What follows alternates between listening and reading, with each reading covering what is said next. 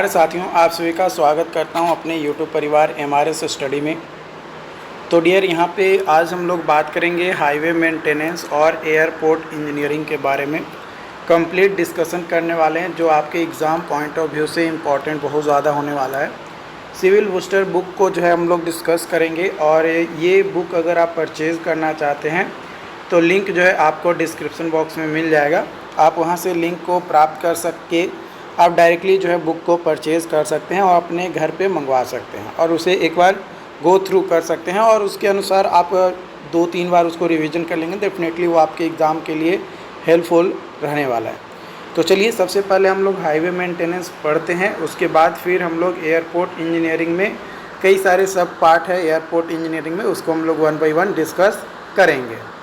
तो highway engineering में हम लोग जो है टाइप्स ऑफ मेंटेनेंस बात करेंगे, है ना। हाईवे मेंटेनेंस में तो मेंटेनेंस जो है, मेंटेनेंस का मतलब क्या है कि रोड अगर बना है तो गाड़ी चलेगा तो घिसेगा, ब्रेक अप्लाई होगा तो घिसेगा तो वो जो बिटुमिन है या जो कंक्रीट है वो कहीं ना कहीं अनस्टेबल होगा, या जो बिटुमिन है वो खड़कर हट जाएगा। तो उन सभी को मेंटेन करना ज़रूरी होता है ताकि जो व्हीकल्स होते हैं, जो गाड़ियाँ होती है, उसको बेटर तरीके से चलाया जा सके, और जो पैसेंजर्स हैं, है ना, जो पैसेंजर्स हैं उनको कंफर्ट महसूस हो, है ना। क्योंकि अगर ज़्यादा अनइवननेस अगर देखने को मिलेगा रोड पे, मेंटेनेंस नहीं रहेगा तो कहीं पे गड्ढा रहेगा, कहीं पे स्मूथ रोड रहेगा तो गाड़ी चलाने में भी दिक्कत होगा ड्राइवर को, प्लस पैसेंजर तो डिस्कम्फर्ट होगा ही। तो उसी को मेंटेन करने के लिए 3 तरीका होता है। एक होता है पीरियोडिक मेंटेनेंस, दूसरा होता है रूटीन मेंटेनेंस, और तीसरा होता है स्पेशल रिपेयर। जो पीरियोडिक मेंटेनेंस होता है, इसमें क्या होता है कि जो रिन्यूअल होता है आपका बियरिंग कोर्स का, पेवमेंट सरफेस का, या वो, और जो प्रिवेंटिव मेंटेनेंस होता है आइटम्स का, वो इसमें ध्यान देखा जाता है पीरियोडिक मेंटेनेंस में। जो पीरियोडिक मेंटेनेंस होता है एक पीरियड के होता है कि भाई 2 महीने के बाद या 2 साल के बाद, मतलब एक पीरियड पे आपका जो है ये मेंटेनेंस देखने को मिलता है। रूटीन मेंटेनेंस, इसमें जो है हम लोग पोर्ट होल्स को फिल करना, है ना, रिपेयर करना, ये लगभग साल में एक बार जो है आपका किया जाता है। स्पेशल रिपेयर, ये आपका जो है मेजर रिस्टोरेशंस और जो अपग्रेडिंग है पेमेंट का थ्रू रिकंस्ट्रक्शन और ओवर ले एप्लीकेशंस, तो उसे जो है स्पेशल रिपेयर में रखा जाता है। जब होता क्या है कि नहीं पीरियोडिक मेंटेनेंस से और ना ही रूटीन मेंटेनेंस से कुछ वैसी चीज़ें हैं जिसको रिपेयर किया जा रहा है, तो उसको रिकंस्ट्रक्ट किया जाता है, और जो अपग्रेड किया जाता है जो भी पेमेंट आपका रोड का है उसको, ताकि बेटर सॉल्यूशन जो है प्रोवाइड किया जा सके। तो ये स्पेशल रिपेयर में आपका आता है। For carry out the bitumen patch work during rainy season, raining season में जो है जनरली पैच वर्क जो है बिटुमिन के लिए कैरी आउट किया जाता है। The most suitable binder is bitumen emulsion, जो मोस्ट सूटेबल बिंडर होता है वो बिटुमिन इमल्सन होता है।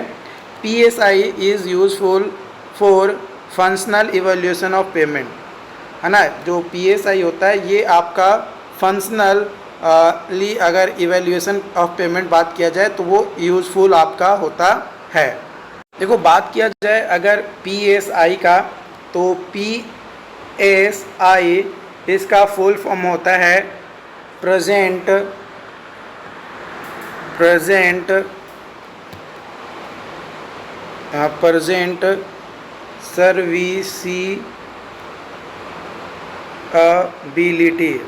Serviceability index. क्या होता है? Present serviceability index. ये आपका पेमेंट के परफॉर्मेंस को मेज़र किया जाता है, जो कि यहाँ पे तो लिखा हुआ है फंक्शनल इवैल्यूएशन ऑफ पेमेंट। ये आपका जो PSI है ये मोस्टली यूज़ किया जाता है पेमेंट के परफॉर्मेंस को इंडिकेट करने के लिए ही। इसके अलावा आपका पेमेंट के परफॉर्मेंस को इंडिकेट करने के लिए या देखने के लिए, कंडीशन को मेज़र करने के लिए हम लोग PCI भी यूज करते हैं। PCI का मतलब होता है पेमेंट कंडीशन इंडेक्स, है ना। PCI का मतलब होता है पेमेंट कंडीशन इंडेक्स, ठीक है। इसके अलावा आपका IRI ये भी आपका जो है पेमेंट के परफॉर्मेंस को इंडिकेट करता है। ये होता है IRI का फुल फॉर्म होता है इंटरनेशनल रफनेस इंडेक्स। क्या होता है? IRI का फुल फॉर्म होता है international roughness index. Okay, defect के बारे में बात किया जाए आपका फ्लेक्सिबल पेमेंट में, तो सरफेस डिफेक्ट्स आपके हो सकते हैं। फैटी सरफेस जो कि बिटुमिनम विंडर जो है move upward, smooth surface very low स्कीड resistance, hungry surface loss of aggregate, striking, alternate lean and heavy line of bitumen आपका हो जाता है। तो ये सरफेस डिफेक्ट में आता है। क्रैक में हेयर लाइन क्रैक आता है जो कि शॉर्ट एंड फाइन क्रैक होता है एट शॉर्ट इंटरवल पे। लॉन्गिट्यूडनल क्रैक्स, एज क्रैक जो कि आपका at 0.3 to 0.5 metre from inside edge. Alligator और map cracking, random deep cracks होते हैं तो उसको कहा जाता है श्रिंकेज और traverse cracks. Reflection and sympathetic cracks जो कि ओवर जॉइंट के कारण से आपका आता है। इसके अलावा डिसइंटीग्रेशन जो कि आपका स्ट्रिपिंग जिसमें सेपरेशन होता है due to poor bitumen adhesion के कारण से। Potholes, wall shaped holes बन जाता है एक्सटेंडेड ओवर बेस कोर्स पे मतलब छोटे छोटे होल बन जाते हैं, उसको पोर्ट होल कहते हैं। रवेलिंग, ये प्रोग्रेसिव डिसइंटीग्रेशन होता है सरफेस का।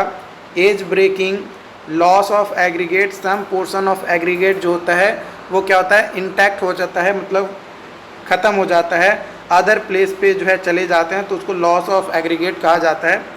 डिफॉर्मेशन, स्लिपेज, रिलेटिव जो मूवमेंट होता है आपका सरफेस लेयर का और लेयर बीनीथ का वो आपका स्लिपेज होता है। कोरुगेशन में आपका रेगुलर अंडुलेशन होता है। सोविंग में लोकलाइज जो बल्जिंग होता है ड्यू टू प्लास्टिक मूवमेंट का विद इन लेयर वो आपका कहलाता है। रूटिंग जो है लॉन्गिट्यूडनल डिप्रेशन ऑन सरफेस, और जो सैलो डिप्रेशंस है इन साइज वो नियरली जो है आपका 25 mm होता है। ऑन सुपर एलिवेटेड कर्व पे जो रोलिंग होता है should begin at the lower side, जो लो साइड होता है वहाँ से स्टार्ट होता है and progress towards the higher side की ओर जाता है। Rolling should begin from outer edge of the place, material जो भी मटेरियल प्लेस किया जा रहा है वो आपका आउटर एज से स्टार्ट किया जाता है और ग्रेजुअली जो है प्रोग्रेस होता है टुवर्ड्स सेंटर की ओर। Birth, these are localised pavement होता है, pavement surface area within slightly lower elevation, है ना, जो स्लाइटली लोअर एलिवेशन होता है उसमें। दैन सराउंडिंग पेमेंट, जो सराउंडिंग पेमेंट होता है उसके कंपैरिजन में लोअर एलिवेशन आपका होता है। जो वर्ड वर्थ है ये होता है ड्यू टू सबग्रेड फेलुअर, है ना, जो सबग्रेड फेलुअर होता है उसके कारण से आपका होता है। सब्सिडेंस, ये एक लोकलाइज्ड और एब्रप्ट या लोअरिंग ऑफ रोड सरफेस है जो कि poor compacted, bad filling, poor localised drainage के कारण से हमें देखने को मिलता है। डिस्टॉर्शन जो है इरेगुलर डिफॉर्मेशन होता है पेमेंट का। ये आपका differential traffic induced permanent deformation होता है ऑफ पेमेंट लेयर के। रिपेयरिंग ऑफ डिफेक्ट्स के बारे में बात किया जाए तो ये आपका सील कोएट और पैचिंग की मदद से रिपेयरिंग किया जाता है जो भी डिफेक्ट्स आते हैं उसको। तो सीलिंग में आपका आता है लिक्विड सीलिंग जिसमें लिक्विड बिटुमिन और कवरिंग विद एग्रीगेट यूज़ किया जाता है। स्लरी सील में जो है आपका फाइन एग्रीगेट, मिनरल फिलर और इमल्सिफाइड बिटुमिन विद वाटर आपका यूज किया जाता है। फॉग सीलर के तौर पे emulsified bitumen without a cover aggregate use किया जाता है। पैचिंग में सैंड बिटुमिन नस patching, dense graded patching, open graded patching और पेनिट्रेशन पैचिंग आपका किया जाता है। जो डिफेक्ट्स के बारे में अगर बात किया जाए, अभी हम लोग पढ़ रहे थे फ्लेक्सिबल पेमेंट में, अब हम लोग बात करेंगे डिफेक्ट्स इन या of rigid pavement, scaling of cement concrete, shrinkage crack, warping cracks, mud pumping, spalling of joint और स्ट्रक्चरल क्रैक्स। ये 6 तरीके का डिफेक्ट्स जो है आपको रिजिड पेमेंट में आपको देखने को मिलता है। किसमें? रिजिड पेमेंट में देखने को मिलता है। ओवरलेइंग क्या होता है? ओवरलेइंग जो है ये स्ट्रेंथनिंग होता है, may be done by providing additional thickness. Additional thickness जो है पेमेंट को प्रोवाइड करके हम लोग जो है एक स्ट्रेंथनिंग देते हैं पेमेंट को, तो उसको जो है ओवरलेइंग कहा जाता है। टाइप्स ऑफ ओवरलेइंग बात किया जाए तो flexible overlay over flexible pavement, rigid overlay over flexible pavement, flexible overlay over rigid pavement और rigid overlay over rigid pavement. तो ये 4 तरीके का ओवरलेइंग आपका होता है। Flexible overlay over flexible pavement जो है H0 is equal to HD minus HE। HE जो है ये रिप्रेजेंट करता है आपका total thickness of existing pavement in centimetre. H0 जो है ये ओवरलेइंग थिकनेस आपका होता है जो कि रिक्वायर्ड होता है सेंटीमीटर में, और HD जो है ये डिज़ाइन थिकनेस रिक्वायर्ड है वो आपका सेंटीमीटर में होता है। तो H0 is equal to HD minus HE होता है flexible overlay over flexible pavement के। बेनक्लेमन बीम डिफ्लेक्शन मेथड जो कि कैरेक्टरिस्टिक डिफ्लेक्शन होता है DC, और ये आपका फॉर्मूला होता है DC is equal to D plus T sigma. Sigma जो है ये स्टैंडर्ड डेविएशंस होता है, DC जो है कैरेक्टरिस्टिक डिफ्लेक्शन है, कैपिटल D जो है मीन वैल्यू ऑफ डिफ्लेक्शन है, और स्मॉल t जो है डिपेंड करता है परसेंटेज ऑफ डिफ्लेक्शन वैल्यू के ऊपर जो कि कवर्ड होता है इन डिज़ाइन में। ओवरले जो थिकनेस डिज़ाइन होता है H0 is equal to R by 0.434 into log 10 DC by DA।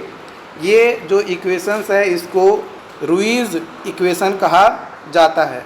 यहाँ पे R जो है ये डिफ्लेक्शन रिडक्शंस फैक्टर होता है जो कि डिपेंड करता है आपका ओवरले मटेरियल पे, किस तरीके का मटेरियल से जो है ओवरलेइंग आपका किया जा रहा है उस पर डिपेंड करता है। H0 जो है ये आपका थिकनेस होता है बिटुमिनस ओवरले का इन सेंटीमीटर। H0 जो है ये आपका कैलकुलेट किया जाता है अकॉर्डिंग टू IRC या as per IRC 550 log 10 into DC by DA। ये फार्मूला हम लोग H0 के लिए यूज करते हैं। H0 जो है ये थिकनेस होता है ग्रैनुलर, और WBM यानी water bounded McAdam overlay case में इन mm में आपका होता है। DC जो है ये आपका D बार प्लस सिग्मा जो कि after applying corrections for pavement temperature and subgrade moisture के, तो वो हमारा DC is equal to D bar plus sigma होता है। DA is equal to 1.25 mm आपका होता है for the projected design traffic के लिए, जो कि A होता है। ट्रैफिक डिज़ाइन A इज़ आपका 1500 से 4500, 450 से 1500 और 150 से 450 रिस्पेक्टिवली आपका होता है। Rigid overlay over rigid pavement H0 is equal to HD के पावर A माइनस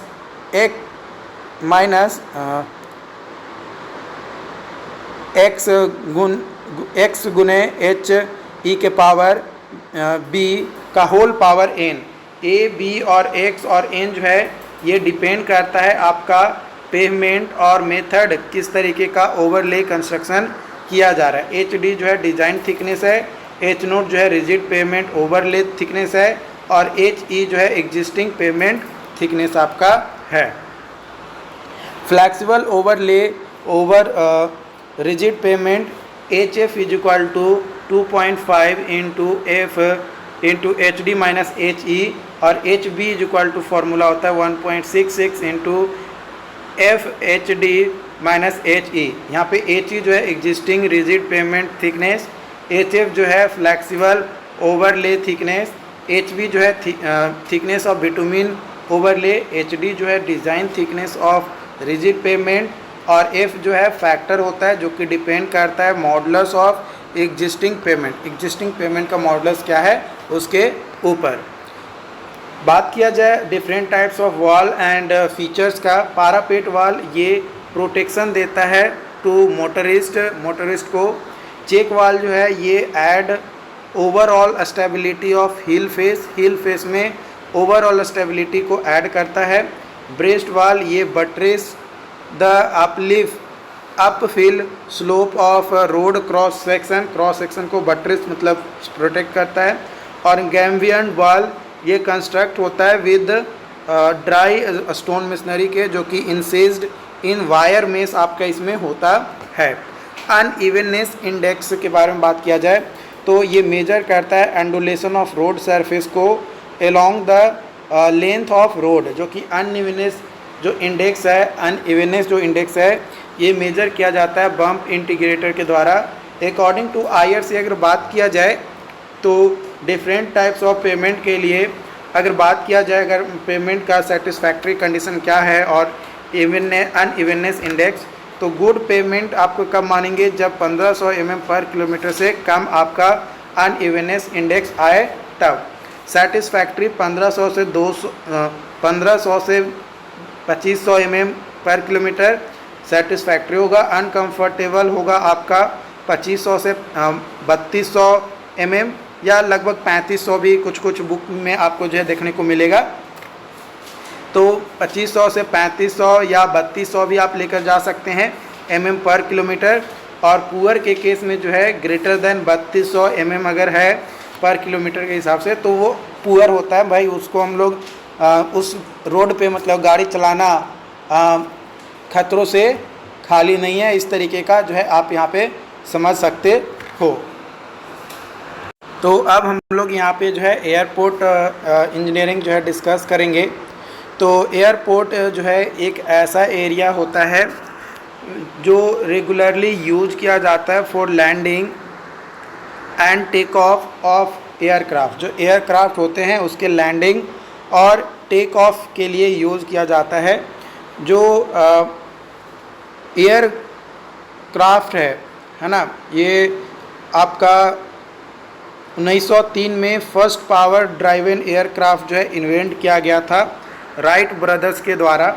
और एयरपोर्ट ट्रांसपोर्टेशन जो है इंडिया में स्टार्ट हुआ था 1911 ईस्वी में। क्लासिफिकेशन अगर बात किया जाए आपका एक एज पर FAA का मतलब होता है फेडरल एविएशन एजेंसीज, और आपका एज पर ICAO यानी ICAO का मतलब होता है इंटरनेशनल सिविल एविएशन ऑर्गेनाइजेशन। तो अकॉर्डिंग टू FAA यानी फेडरल एविएशन एजेंसीज के अनुसार दो तरीके से क्लासिफाई किया जाता है। नॉन प्राइमरी एयरपोर्ट जिसमें पैसेंजर का जो आवागमन होता है वो 10,000 से कम होता है। क्या होता है? 10,000 से कम होता है पर ईयर, तो उसको जो है नॉन प्राइमरी एयरपोर्ट कहते हैं। और प्राइमरी एयरपोर्ट उस एयरपोर्ट को कहा जाता है जिसमें पैसेंजर का जो आवागमन है, मतलब पैसेंजर आ रहा है जा रहा है, गुड्स आ रहे हैं जा रहे हैं, तो वो जो है आपका 10,000 पर ईयर से ज़्यादा होता है। वही अगर ICAO यानी इंटरनेशनल सिविल एविएशन ऑर्गेनाइजेशन के अनुसार अगर बात किया जाए तो दो तरीके से होता है, बेस्ड ऑन विंग स्पैन और मेन गियर व्हील के बेसिस पे A to E। A जो है लीस्ट विंग होता है और E जो है आपका हाईएस्ट विंग आपका होता है। Based on runway length A 1 से 4, 1 जो है लॉन्गेस्ट रनवे और 4 जो है लॉन्गेस्ट रनवे और 1 जो है शॉर्टेस्ट रनवे को इंडिकेट करता है। एयरक्राफ्ट के कंपोनेंट बात किया जाए तो इंजन में जो है आपका पिस्टल इंजन जो कि moderate speed at low attitude करता है। Ram jet no moving part, ये मूविंग पार्ट नहीं होता है। Must be operate at high speed, ये हाई स्पीड पे ऑपरेट होता है। टर्बो पंप जो है at low and high altitude. Turbo jet जो है ये सूटेबल होता है फॉर हायर एल्टीट्यूड के लिए एंड ग्रेटर टेम्परेचर डिफरेंस के लिए। जो रॉकेट इंजन होता है ये इसमें नो लिमिट ऑन एल्टीट्यूड, कोई लिमिट नहीं होता है एल्टीट्यूड पे। बात किया जाए पे लोड का, तो पे लोड जो है ये कैरिंग कैपेसिटी होता है एयरक्राफ्ट का या लॉन्च व्हीकल का, जो कि यूजुअली मेज़र किया जाता है in term of weight, weight के टर्म में उसको जो है मेज़र किया जाता है पे लोड को। ओके, जो विंग होता है दूसरा कंपोनेंट है आपका एयरक्राफ्ट का। विंग जो है सपोर्ट करता है मशीन को इन एयर में when engine has given it is necessary forward speed. जब इंजन जो है फॉरवर्ड स्पीड जब देता है तो विंग जो है सपोर्ट करता है इंजन को, ताकि उसको बैलेंस, जो एयरक्राफ्ट है उसको बैलेंस करके रखा जा सके। When wing is blowing in direction of flight के डायरेक्शन में विंग अगर ब्लो कर रहा है तो एयर का जो स्पीड होगा वो लेस दैन क्रॉसिंग स्पीड आपका होगा। यहाँ पे आप देख सकते हो ये आपका फ्लैट प्लेन है ना, यहाँ पे आपका एंगल ऑफ इंसिडेंस है, ये डायरेक्शन ऑफ विंड होता है, और ये आपका जो है लिफ्ट कंपोनेंट होता है जो कि पी कॉस अल्फ़ा, और ये 90 डिग्री यहाँ से आर का होता है, यानी रिजल्टेंट जो है 90 डिग्री पे आपका होता है। अल्फ़ा जो है एंगल ऑफ इंसिडेंस होता है, और ये आपका ड्रैग कंपोनेंट होता है जो कि पी साइन अल्फ़ा आपका होता है, और ये जो है आपका आर, ये आपका रिजल्टेंट फोर्स आपका होता है। यहाँ पे आर है, नोट की पी नहीं है, आर है। Okay, with increase in angle of incidence, जैसे जैसे एंगल ऑफ इंसिडेंस इंक्रीज करता है जो ड्रैग कंपोनेंट होता है वो भी इंक्रीज करता है, और जो लिफ्ट कंपोनेंट है वो क्या होता है, रिड्यूस होता है। 3 कंट्रोल आपका होता है, आपका flap are used for lift on aerofoil. Controller and movement के बारे में बात किया जाए तो एलिवेटर आपका pitching and up and down movement, rudder yawing and turning movement of craft, and aileron जो है ये आपका रोलिंग होता है। तो ये 3 कंट्रोल आपका जो है देखने को मिलता है। यहाँ पे आप देख सकते हैं, यहाँ पे एरोलोन आपका है, ठीक है, यहाँ पे आपका ये आपका रोलिंग होगा इस तरीके से, ठीक है, जहाज ऐसे की और इस डायरेक्शन में एक्स डायरेक्शन में जा रहा है तो, और ये वाई एक्सिस जो है पैचिंग है ना, जो कि अप एंड डाउन आपका होगा, और ये आपका जो है जेड डायरेक्शन ये वाला, ये आपका येइंग आपका है, ठीक है। ये वर्टिकल रूडर है, स्टेबलर है, और एलिवेटेड फ्लैप्स आपका है। अगला जो कंपोनेंट है वो है फ्यूजलेज लेंथ। ये लेंथ ऑफ बॉडी होता है जो कि मेनली पार्ट होता है आपका एयरक्राफ्ट का। जो मिनिमम सर्कुलर रेडियस होता है वो मिनिमम रेडियस होता है with which aircraft can turn in space. Space में जो है एयरक्राफ्ट टर्न कर सके तो उसके लिए जो मिनिमम रेडियस रिक्वायर्ड होता है उसी को मिनिमम सर्कुलर रेडियस कहा जाता है। For a small aviation aircraft के लिए VFR कंडीशन जो है ना, VFR का मतलब होता है विजुअल फ्लाइट रूल कंडीशन जो है ये आपका 1.6 किलोमीटर होता है, यानी 1 माइल होता है।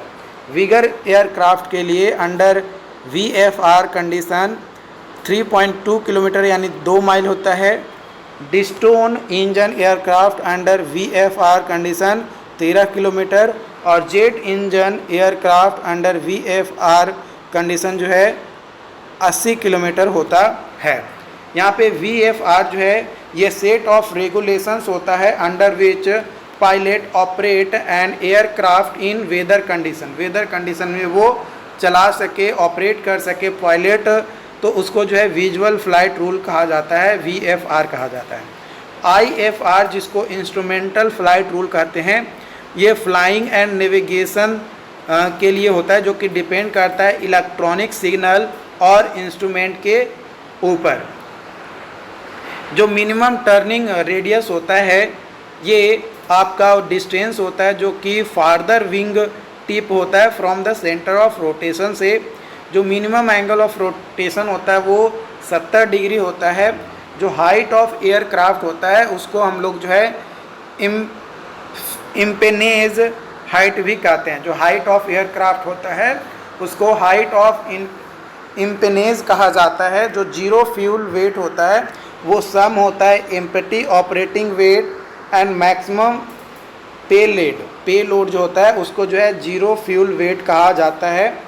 जो मैक्सिमम टेक ऑफ वेट होता है वो empty operating weight plus flexible combination of पे लोड एंड फ्यूल, तो उसको जो है मैक्सिमम टेक ऑफ वेट कहा जाता है। टाइप्स ऑफ स्पीड के बारे में बात किया जाए तो दो तरीके का स्पीड आपका यहाँ पे देखने को मिलता है। एक होता है क्रूइसिंग या ग्राउंड स्पीड और एक होता है एयर स्पीड। जो क्रूइसिंग स्पीड या ग्राउंड स्पीड जो होता है ये एयरक्राफ्ट का वह स्पीड होता है विद रिस्पेक्ट टू ग्राउंड। मतलब ग्राउंड पे जब ये टेक ऑफ करने वाला होता है या लैंडिंग करने वाला होता है तो उसमें ग्राउंड के रिस्पेक्ट में जो स्पीड होता है उसको ग्राउंड स्पीड या क्रूइसिंग स्पीड कहते हैं। एयर स्पीड जब विंड मतलब हवा में उड़ गया और विंड का जो स्पीड है और जो एयरक्राफ्ट का स्पीड है मतलब एयरक्राफ्ट का स्पीड विंड के स्पीड के रिलेटिव जो स्पीड होता है उसको एयर स्पीड कहते हैं। When the aircraft in air, जब एयरक्राफ्ट एयर में होता है तो एट मैक्सिमम स्पीड पे होता है तो मैक्सिमम रैंप वेट ज़्यादा होता है किससे, maximum of take off weight से, और वो ज़्यादा होता है किससे, तो मैक्सिमम लैंडिंग वेट से। यानी सबसे कम कौन होता है, मैक्सिमम लैंडिंग वेट, और सबसे ज़्यादा कौन होता है तो maximum ramp wait.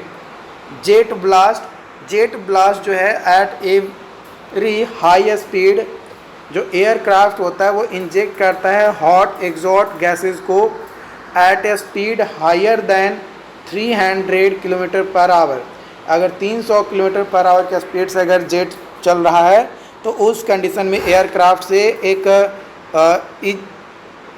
Hot exhaust gas जो है इंजेक्ट होता है, बाहर निकलता है। along with hot gases some oil also spill out, और कुछ ऑयल्स भी जो है बाहर निकलते हैं। Cement concrete pavement is provided at least at the touch down portion. जो टच डाउन पोर्शन होता है वहाँ पे सीमेंट कंक्रीट पेवमेंट प्रोवाइड करते हैं। As the bituminous pavement gets affected by jet blast से अफेक्टेड होता है बिटुमिनस पेवमेंट, इसलिए जो है हम लोग वहाँ पे सीमेंट कंक्रीट पेवमेंट जो है प्रोवाइड करते हैं। बात किया जाए एयरक्राफ्ट नॉइज लेवल का तो वो इंक्रीज़ करता है with maximum gross weight of aircraft का जो मैक्सिमम ग्रॉस वेट है वो अगर इंक्रीज़ करता है तो जो एयरक्राफ्ट है नॉइज लेवल का वो भी इंक्रीज़ करेगा। जो नॉइज रेगुलेशंस है ये फोर्सली मतलब एक तरीके से लॉ कह सकते हैं, रेगुलेशन लाया गया 1969 में for the jet board aircraft के लिए। रिडक्शन इन फील्ड लेंथ का रिडक्शन होता है is found to be most effective way to minimising impact of aircraft noise को इफ़ेक्टिवली मिनिमाइज करने के लिए हम लोग जो है रिडक्शन इन फील्ड लेंथ करते हैं। नॉइज़ फुटप्रिंट जो है रिकमेंड किया जाता है 1 kilometre square for 90 pn decibel and 3 kilometre square के लिए 80 pn डेसिबल, जो कि प्रिस्क्राइब्ड नॉइज़ डेसिबल आपका होता है। देखो PNDB है ना, PNDB का मतलब होता है प्रिसीव्ड नॉइज़ डेसिबल आपका होता है। Use of an angle nose out pattern of parking configuration जो है जनरली प्रीफर करते हैं हम लोग। ऑन अराइवल मतलब जब एयरक्राफ्ट आता है the baggage delivery speed should be equal to walking time of passenger का जो वॉकिंग टाइम होता है उसके स्पीड के बराबर होना चाहिए baggage delivery speed from the aircraft to baggage claim. Baggage claim से एयरक्राफ्ट तक जो हाइट ऑफ ऑब्जेक्ट होता है should not be more than 30 metre within 4.5 kilometre. 4.5 kilometre distance from runway end तक जो हाइट ऑफ ऑब्जेक्ट होता है वो 30 मीटर से ज़्यादा नहीं होना चाहिए। जो लैंडिंग और टेक ऑफ एरिया होता है हेलीपैड्स के लिए वो मार्क किया जाता है विद लेटर एच। ओके, जो बाउंड्री होता है landing and off take area के लिए हेलीकॉप्टर के लिए वो आपका इल्यूमिनेटेड किया जाता है बाय एम्बर लाइट से। किससे? एम्बर लाइट से इल्यूमिनेट किया जाता है। AAI यानी एयरपोर्ट अथॉरिटी ऑफ इंडिया जो है 1 अप्रैल 1995 को फॉर्म किया गया था। ये एक स्टैच्यूटरी बॉडी होता है जो कि वर्क करता है under ministry of civil aviation government of India के तहत, जो कि रिस्पॉन्सिबल होता है creating, upgrading, maintaining, managing civil aviation infrastructures in India. अब बात करेंगे एयरपोर्ट प्लानिंग की। तो कई सारे फैक्टर्स होते हैं जो कि अफेक्ट करता है हमारा जब एयरपोर्ट का साइट सिलेक्शन करते हैं।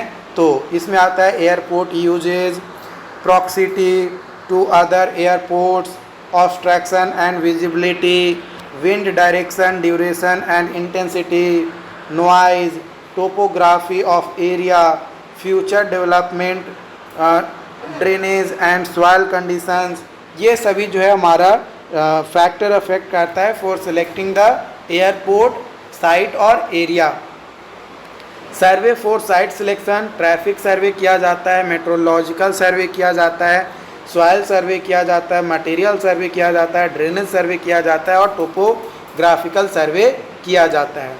Zoning laws, law made under order to prevent future development. जो जोनिंग लॉ है ये क्या होता है? लॉ होता है जो कि बनाया जाता है to prevent the future development of obstruction in vicinity of airport, turning and off taking direction of aircraft. Also prevent करता है स्मोक एंड फ्यूम प्रोडक्शन को। जो अप्रोच जोन होता है ये वाइड क्लियरेंस एरिया होता है जो कि रिक्वायर होता है आइदर साइड ऑफ रनवे, है ना, either side of runway along the direction of landing and take off at airport. जो विड्थ होता है सेफ्टी एरिया का फॉर नॉन इंस्ट्रूमेंटल रनवे के लिए W1 = 150 मीटर, W2 के लिए 270 मीटर और L जो है आपका 600 मीटर होता है। वही इंस्ट्रूमेंटल रनवे के लिए W1 जो है ये आपका 300 मीटर, W2 जो है 550 मीटर और L जो है 750 मीटर होता है। यहाँ पे आप देख सकते हो ये आपका W1 ये वाला है और यहाँ पे ये आपका जो है यहाँ W2 है और ये लेंथ जो है आपका L है। यहाँ से यहाँ तक का जो लेंथ है ये आपका रनवे क्लियर जोन होता है और रनवे से ये जो डिस्टेंस है इसको 60 मीटर रखा जाता है और ये टोटल जो है ये आपका अप्रोच एरिया है। मोस्ट जो डिजायरेबल सॉइल होता है with natural drainage condition contain large amount of sand and gravel, जो कि large amount of sand and gravel को क्या करता है? कंटेन करता है। जो इंस्ट्रूमेंटल रनवे होता है वो इक्विप्ड होता है with device permitting the landing under condition of poor visibility. Poor visibility में भी डिवाइसेज लगाई जाती है ताकि पुअर विजिबिलिटी में भी जो है लैंडिंग किया जा सके। Turning zone, any object located 4.5 kilometre from runway reference point shall be consider as obstruction for aircraft turning operation, है ना। अगर कोई ऑब्स्ट्रक्शन है 4.5 किलोमीटर फ्रॉम रनवे तो उसको रेफरेंस के तौर पे मान कर चलेंगे कि वहाँ से उसको टर्न करना है if its height is more than 51 metre. अगर हाइट 51 मीटर से ज़्यादा है तब। जो टर्निंग जोन होता है ये वो एरिया होता है एयरपोर्ट का जो कि अदर देन अप्रोच जोन होता है जो कि यूज किया जाता है turning operation of aircraft. Aircraft के लिए टर्निंग ऑपरेशन के लिए यूज किया जाता है टर्निंग जोन को। अब बात करेंगे हम लोग एयरपोर्ट में ही रनवे को कैसे डिज़ाइन करते हैं। तो caster angle is angle, caster angle जो है ये एंगल होता है between tangent to the centre line and longitudinal axis of aircraft. जो टेंजेंट होता है to the centre line and longitudinal axis of aircraft, इन दोनों के बीच का जो एंगल होता है ना, उसी को जो है कैस्टर एंगल कहा जाता है। एज पर ICAO यानी international civil aviation organisation, all the marking of runway are white, है ना, वाइट से रनवे को मार्किंग किया जाता है, टैक्सी वे को येलो से, और रनवे लाइटिंग कलर को जो है वाइट से, रनवे लाइटिंग कलर को ब्लू से किया जाता है। Runway orientation, it is oriented such that, इस तरीके से ओरिएंटेशन किया जाता है ताकि जो डायरेक्शन होता है विंड का, in opposite to the direction of landing and off taking. Runway is so oriented, है ना, ओरिएंट किया जाता है that landing and off take is done by heading into wind, wind के अपोजिट टू विंड डायरेक्शन, किसके opposite होता है, wind direction के अपोजिट आपका होता है। क्रॉस विंड कंपोनेंट जो है ये आपका रनवे होता है, आपका ये आपका रनवे है, ठीक है, ये आपका ऑफ टेकिंग डायरेक्शन है। वी साइन थीटा जो है क्रॉस विंड कंपोनेंट है, ये आपका विंड है ना, ये आपका वी वेलोसिटी है, और यहाँ से ये आपका डायरेक्शन है वी कॉस थीटा का, और ये वी साइन थीटा का आपका कंपोनेंट है, और वी कॉस थीटा का ये कंपोनेंट है। ये आपका ऑफ टेकिंग है, विंड इस ऐसे बह रहा है तो ऑफ टेकिंग इस डायरेक्शन में आपका होगा। It interrupt safe landing and off taking operation को, सेफ लैंडिंग और ऑफ टेकिंग ऑपरेशन को इंटरप्ट करता है। Types of aircraft and permissible limit of cross wind component, small craft के लिए, एयरक्राफ्ट के लिए 15 kilometre per our, mix traffic के लिए 25 किलोमीटर पर आवर, और बिग ट्रैफिक के लिए आपका 35 किलोमीटर पर आवर। जो विंड कवरेज होता है वो आपका परसेंटेज होता है of time in year, year में during which cross wind component is within permissible limit, permissible limit के अंदर होगा। ओके, जो ऊपर मैंने आपको अभी परमिसिबल लिमिट दिया है विंड का, वो जो विंड नोज डायग्राम है ये एक ग्राफिकल रिप्रेजेंटेशन होता है direction and duration and intensity of wind का, जो कि यूज किया जाता है for orientation of runway, runway के ओरिएंटेशन के लिए यूज किया जाता है। The wind data of direction measured with true north, जो विंड डाटा होता है डायरेक्शन का वो मेजर किया जाता है विद ट्रू नॉर्थ को एज ए रेफरेंस लेकर, और जो ड्यूरेशन एंड इंटेंसिटी होता है should be collected from wind nose diagram over at least 5 year, है ना, 5 ईयर का, जो कि प्रिफरेबली 10 ईयर्स होता है नीडेड टू एयरपोर्ट डिज़ाइनिंग। जो बेस्ट डायरेक्शन होता है रनवे का वो यूजुअली आपका along the direction of longest line होता है ऑन विंड रोज डायग्राम के। जो काल्म पीरियड होता है ये परसेंटेज होता है टाइम का, जो कि during intensity less than 6.4 kilometre per our का जब इंटेंसिटी होता है तो उसमें जो टाइम ऑफ परसेंटेज होता है उसको काल्म पीरियड कहा जाता है। बात किया जाए लेंथ ऑफ रनवे का, लेंथ ऑफ रनवे का, तो ये आपका कई सारे कंडीशन को एज्यूम करना पड़ता है। पहला एयरपोर्ट एट सी लेवल, है ना, en route temperature at standard, runway is levelled in longitudinal direction, no wind blow on runway, temperature of airport is 15 degree Celsius जो कि स्टैंडर्ड होता है, there is no wind blowing en route to destination, और aircraft is loaded at its full capacity. तो ये कुछ assumption होते हैं for length of runway under following assumption condition होता है। बात किया जाए, कई सारे जगह पे आपको टर्म मिलेंगे। TOFA इसका मतलब होता है टैक्सी वे ऑब्जेक्ट फ्री एरिया, और ROFA इसका मतलब होता है रनवे ऑब्जेक्ट फ्री एरिया। तो अकॉर्डिंग टू ICAO यानी इंटरनेशनल सिविल एविएशन ऑर्गेनाइजेशन, जो बेसिक रनवे लेंथ होता है should be increase at the rate of 7% से पर 300 मीटर राइज। जैसे जैसे एलिवेशन मीन सी लेवल से राइज करता है, वैसे वैसे जो है 7% हम लोग जो है क्या करते हैं, बढ़ाते जाते हैं। अकॉर्डिंग टू ICAO जो बेसिक लेंथ होता है आपका after has corrected for elevation should further increase by 1%। कितने से इंक्रीज करता है, 1% से, for 1 degree rise in airport reference, है ना, जो एयरपोर्ट रेफरेंस टेम्परेचर है उससे आपका राइज करता है। तो 1% हम लोग राइज करेंगे, अगर 1% हमारा जो है बढ़ रहा है तब temperature एवब the standard atmospheric pressure at that elevation, उस एलिवेशन पे जो स्टैंडर्ड टेम्परेचर हो रहा है उसके अनुसार। Okay,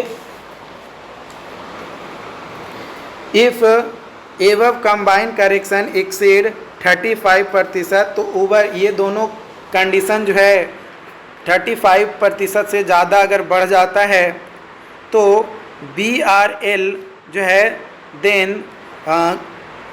correction should be further check by a specific study at the site by model test. BRL का मतलब होता है बिल्डिंग रिस्ट्रिक्शन लाइन, BRL का मतलब होता है बिल्डिंग रिस्ट्रिक्शन लाइन आपका होता है। ओके, FAA जो है रिकमेंड करता है correction after corrected temperature and elevation correction. जो BRL है यानी बिल्डिंग रेस्ट्रिक्शन लाइन जो है वो इंक्रीज्ड होता है by the rate of 20% for every 1% in effective gradient, और जो अकॉर्डिंग टू ICAO है does not recommend any gradient correction, कोई भी ग्रेडियंट करेक्शन को रिकमेंड नहीं करता है international civil aviation organisation.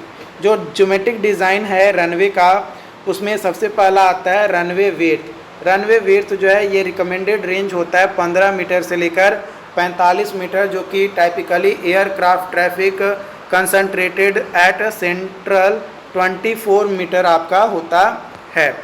Runway length के बारे में बात किया जाए तो जो एक्चुअल रनवे लेंथ होता है वो डिपेंड करता है एलिवेशन पे, टेम्परेचर पे और ग्रेडियंट पे।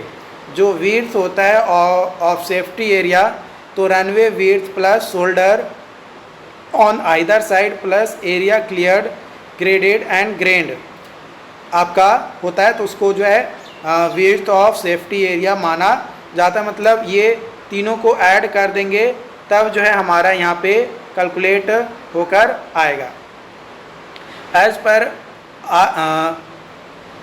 ICAO जो फॉर इंस्ट्रूमेंटल रनवे के लिए जो है हम लोग विड्थ ऑफ सेफ्टी एरिया जो है 300 मीटर लेकर चलते हैं, और नॉन इंस्ट्रूमेंटल रनवे के लिए जो मिनिमम विड्थ है सेफ्टी एरिया वो आपका फॉर ABC टाइप के लिए 150 मीटर और DE टाइप के लिए 78 मीटर होता है। लेंथ ऑफ सेफ्टी एरिया ये इक्वल होता है length of runway plus 120 metre, यानी जो भी लेंथ ऑफ रनवे है उसमें 120 मीटर और ऐड कर देंगे तो लेंथ ऑफ जो है सेफ्टी एरिया जो है हमारा आ जाएगा। जो ट्रावर्स ग्रेडियंट है फॉर पुअर ड्रेनेज के लिए अकॉर्डिंग टू ICAO जो AB टाइप है उसके लिए मैक्सिमम वैल्यू जो है 1.5% और आपका CDE टाइप के लिए वैल्यू जो है maximum value 2%। For minimum value जो है 0.5% होता है इन बोथ एवब केसेस। दोनों ही केसेस में मिनिमम हमें जो है 0.5 जो है रखना पड़ेगा traverse gradient for proper drainage condition के लिए, फॉर प्रॉपर ड्रेनेज कंडीशन के लिए। तो India international civil aviation organisation जो है ये रिकमेंड करता है that up to 75 metre from centre, centre से 75 metre its maximum gradient can be 5%। कितना होता है? 5% होता है। ये आपका रनवे है, 1.5% मैक्सिमम जो हम लोग ग्रेडियंट प्रोवाइड करते हैं, और जो शोल्डर्स होता है उसमें 2.5 मैक्सिमम, और उसके बाद आपका यहाँ से जब 150 मीटर के आसपास ही आ जाता है तो उसके बाद फिर 5 मीटर तक जो है मैक्सिमम इसको 2.5 से 5% तक जो है लेकर जाते हैं, और ये टोटल जो है यहाँ पे 300 मीटर तक आपका रनवे क्रॉस सेक्शन आता है। जो साइड डिस्टेंस है फॉर ABC टाइप के लिए एयरपोर्ट पर any 2 points having 3 metre above surface of runway should be mutually visual होना चाहिए from distance equal to half of runway length के हाफ से ही जो है नज़र आना चाहिए, है ना। तो उसको जो है साइड डिस्टेंस कहेंगे। Rate of change of longitudinal gradient, तो अकॉर्डिंग टू ICAO जो rate of change of gradient है फॉर ABC टाइप के लिए मैक्सिमम 0.1% पर 30 मीटर फॉर वर्टिकल कर्व, और ED टाइप के लिए आपका 0.4% पर 30 मीटर फॉर वर्टिकल कर्व। बात किया जाए आपका यहाँ पे मैक्सिमम ग्रेड का, तो स्मॉल एयरपोर्ट के लिए 2% चेंज शुड नॉट एक्सीड होना चाहिए। जो लेंथ ऑफ वर्टिकल कर्व है L1 L2 for each % of grade change 90 metre, और जो डिस्टेंस होता है between point of grade line वो 75 गुने A+B मीटर होता है फॉर स्मॉल एयरपोर्ट के लिए। वही लार्ज एयरपोर्ट के लिए अगर बात किया जाए तो जो मैक्सिमम ग्रेड होता है वो चेंज होता है change should not exceed 1.5%। Length of vertical curve L1 L2 for each % of grade change वो लार्ज एयरपोर्ट के लिए 300 मीटर, और जो डिस्टेंस होता है between point of grade line वो आपका 300 गुने A+B मीटर आपका होता है। एयरपोर्ट कैपेसिटी के बारे में अगर बात किया जाए तो ये नंबर ऑफ मूवमेंट को बताता है कि लैंडिंग और टेक ऑफ ऑपरेशन कितना किया गया है एयरक्राफ्ट का, which aircraft can safely handle within an hour, 1 घंटा में कितना सेफली लैंडिंग या टेक ऑफ किया गया है एयरपोर्ट पे, उसी को जो है एयरपोर्ट कैपेसिटी कहते हैं। रनवे कैपेसिटी ये आपका ऑपरेशन पर आवर या ऑपरेशन पर ईयर के हिसाब से मेजर किया जाता है। ये एबिलिटी होता है आपका रनवे सिस्टम का, जो कि एकोमोडेट करता है एयरक्राफ्ट के लैंडिंग एंड टेक ऑफ को। जो एयरपोर्ट रेफरेंस टेम्परेचर होता है ना, एयरपोर्ट जो रेफरेंस टेम्परेचर होता है ये आपका ना, ये आपका 2/3 गुने एवरेज टेम्परेचर प्लस 1/3 गुने मैक्सिमम डेली टेम्परेचर का होता है। गेट कैपेसिटी जो है ये एबिलिटी होता है एक स्पेसिफाइड नंबर ऑफ गेट्स का टू एकोमोडेट एयरक्राफ्ट लैंडिंग का लोडिंग एंड अनलोडिंग के। जो लोडिंग एंड अनलोडिंग ऑपरेशंस होता है under condition of continuous demand, है ना, तो वहाँ पे जो नंबर ऑफ गेट्स पे जो स्पेसिफाइड एकोमोडेशन एबिलिटी है, बट जो गेट होता है gate may be defined as aircraft parking space adjacent to terminal building for loading and unloading baggage and passengers. तो उसको जो है गेट कैपेसिटी कहा जाता है, मतलब कितना लोडिंग और अनलोडिंग एक गेट से हो रहा है एयरक्राफ्ट के लिए, चाहे वो सामान हो चाहे वो पैसेंजर्स हो, उसी को जो है गेट कैपेसिटी कहा जाता है। तो capacity of all get C = G × CSG होता है। जो कैपेसिटी सिंगल गेट CSG वो होता है 1/, वेटेड सर्विस टाइम, है ना, कितना वेटेड सर्विस टाइम है उसके इन्वर्सली प्रोपोर्शन होता है, उसको डिवाइड करते हैं। Capacity of gate system is equal to minimum all GI/TI/MI, इसका मिनिमम ऑल होता है। GI का मतलब होता है number of gates that can accommodate aircraft of class I। MI जो है fraction of aircraft of class I demanding service, और TI जो है मिनिमम गेट ऑक्यूपेंसी टाइम है of aircraft of class I। जो टैक्सी वे कैपेसिटी है ये directly affect करता है रनवे को, और गेट कैपेसिटी को अफेक्ट करता है टैक्सी कैपेसिटी। जो टैक्सी वे कैपेसिटी है ये डिपेंड करता है ऑन रनवे ऑपरेशन रेट पे, मैक्सिमम एयरक्राफ्ट पे यानी एयरक्राफ्ट मिक्स का, और लोकेशन ऑफ एग्जिट टैक्सी वे पे डिपेंड करता है। टैक्सी वे जो है प्रोवाइड एक access to aircraft from runway to loading apron और सर्विसिंग हैंगर एंड बैक, है ना। सर्विसिंग हैंगर और लोडिंग एप्रोन तक एयरक्राफ्ट को एक पैसेज, एक रास्ता दिया जाता है, उसी को जो है टैक्सी वे कहा जाता है। उसको क्या कहा जाता है? टैक्सी वे कहा जाता है। मतलब वो जो रूट होता है आपका टैक्सी वे का वो शॉर्टेस्ट होता है from apron to runway. Factor कई सारे अफेक्ट करते हैं जब हम लोग टैक्सी वे के ज्योमेट्री को डिज़ाइन करते हैं तब। तो जो विड्थ होता है टैक्सी वे का वो 22.5 मीटर से लेकर 7.5 मीटर तक होता है from E to A।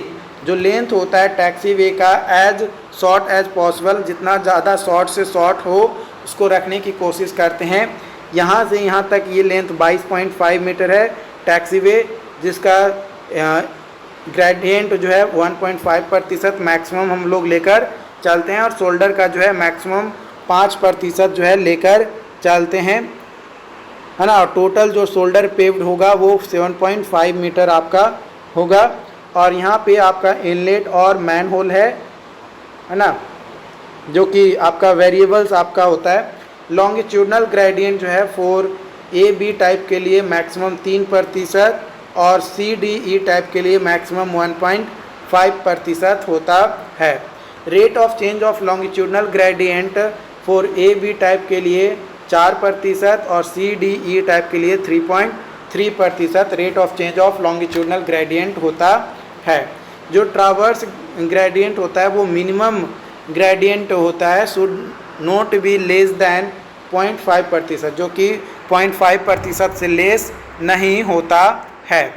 FAA जो है ना, FAA जो है ये आपका FAA जो है फेडरल एविएशन एजेंसीज, ये रिकमेंड करता है 5% for first 3 metre and 2% after, है ना। मैंने पहले 3 मीटर के लिए जो है हम लोग 5% मैक्सिमम ग्रेडियंट रखेंगे, है ना, और आपका उसके बाद 2% हम लोग रखेंगे। फॉर AB टाइप के लिए इट्स मैक्सिमम वैल्यू जो है 1.5 एंड फॉर DE टाइप के लिए मैक्सिमम जो है 2%, ताकि क्विक ड्रेनेज जो है आपका हो सके। क्या हो सके? क्विक ड्रेनेज जो है आपका हो सके, उसके लिए। जो साइड डिस्टेंस है airport code, height of object and horizontal distance x, तो A टाइप के लिए आपका 1.5 एक हाइट ऑफ ऑब्जेक्ट और horizontal distance 150 metre. B type के लिए हाइट ऑफ ऑब्जेक्ट आपका 2 मीटर और हॉरिजॉन्टल डिस्टेंस 200 मीटर। और CDE टाइप के लिए आपका जो है हाइट ऑफ ऑब्जेक्ट जो है वो आपका 3 मीटर और हॉरिजॉन्टल डिस्टेंस 300 मीटर आपका होता है। वर्टिकल कर्व के बारे में अगर बात किया जाए तो 25 मीटर फॉर 1% ग्रेड चेंज, है ना, 25 metre for 1% grade change AB type के लिए, और CDE टाइप के लिए आपका 30 मीटर फॉर 1 डिग्री जो ग्रेड 1% ग्रेड चेंज हो रहा है। Distance between point of grade change जो है 30 गुने a plus B into A plus B metre. यहाँ पे ए कैपिटल बी जो है परसेंटेज ग्रेड होता है जो कि चेंज होता है एट 2 पॉइंट पे along the centre line of taxiway के सेंटर लाइन के अलोंग। जो टर्निंग रेडियस है, radius of curve r is equal to V square by 125 F. यहाँ पे एफ जो है ये ट्रावर्स फ्रिक्शन ऑफ कॉफिशिएंट है जो कि 0.13 लेकर चलते हैं। r जो है radius of curve in metre और v जो है velocity in kilometre per hour. By Horonjeff equation r is equal to 0.388 w square by T by 2 minus S. T जो है आपका width of taxiway pavement जो standard width होता है 22.5 metre होता है। W जो है व्हील बेस ऑफ एयरक्राफ्ट होता है इन मीटर जो कि 16 मीटर से लेकर 18 मीटर तक होता है। और एज जो है डिस्टेंस होता है between midway point of main gear and edge of traffic way pavement के जो कि मीटर में आपका होता है। एज को कैलकुलेट करने का फॉर्मूला होता है 6 plus thread of main loading gear divided by 2। तो इससे जो है एज का वैल्यू निकलता है। जो एब्सोल्यूट मिनिमम टर्निंग रेडियस होता है regardless of any speed for supersonic jet के लिए 180 मीटर और सब सोनिक जेट के लिए 120 मीटर। मिनिमम जो रेडियस होता है टैक्सी वे के लिए विल बी मैक्सिमम होता है ऑफ ए बी सी जो कि ऑब्टेन होता है। ऊपर में जो भी कंडीशन था ए बी सी 3 कंडीशन से हम लोग निकाले ना। देखो यहाँ पे कंडीशन नंबर 1 से रेडियस निकालने टर्निंग रेडियस, कंडीशन नंबर 2 और यहाँ पे कंडीशन नंबर 3। तो इन तीनों में से जो भी मिनिमम होगा ना, सॉरी इन तीनों में से जो मैक्सिमम होगा है ना, ए बी सी तीनों क्राइटेरिया से निकालें। इन तीनों में से जो मैक्सिमम होगा वो मिनिमम रेडियस ऑफ टैक्सीवे कहलाएगा। नॉर्मली सेफ क्लियरेंस जो होता है टू एडजेसेंट सेफ वो आपका 30 मीटर होता है या इक्वल टू बीम यानी विड्थ ऑफ वेसल आपका होता है। एग्जिट टैक्सीवे जो टैक्सीवे लोकेटेड होता है at various point such that landing aircraft leave the runway, ताकि रनवे को लीव कर सके, छोड़ सके। तो वो जो वेरियस पॉइंट्स होते हैं उसी को जो है एग्जिट टैक्सीवे कहा जाता है जो कि एज अर्ली एज पॉसिबल उसको किया जाता है। लोकेशन ऑफ जो टैक्सीवे होता है वो डिपेंड करता है number of exit taxiway, topographical features, weather condition, exit speed of aircraft. इसके बेसिस पे एग्जिट टैक्सीवे डिपेंड करता है, मतलब डिपेंड करता है, वेरी करता है। डिज़ाइन ऑफ एग्जिट टैक्सीवे, देखो ये आपका रनवे है ना, और यहाँ से ये आपका एग्जिट टैक्सीवे है, मतलब ये रनवे पे रुका और फिर इधर आकर अपना खड़ा हो गया। तो at high turn off speed वालों के लिए जो है आपका 65 kilometre per hour to 95 kilometre per hour के लिए होता है।